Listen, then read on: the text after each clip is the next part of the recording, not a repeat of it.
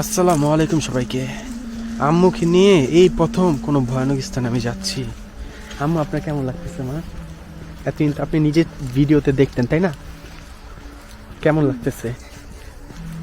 সূরা কালাম তো পড়বেন, ঠিক আছে আম্মু?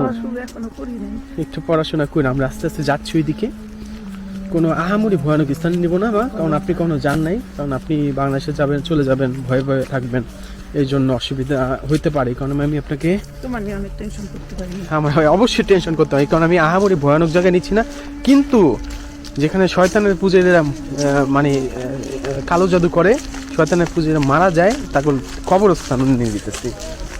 ইয়েস, আমি জানি না, ভয় পেয়ে নামই আসি মা। আমি তো তোমার ভিডিও দেখতে পারি না পারতে বাবা। আমি তো আসছি, আপনার চিন্তা কিসের মা? কোনো চিন্তা নাই, কিচ্ছু নেই, আমি আপনাকে নিয়ে যেতেছি।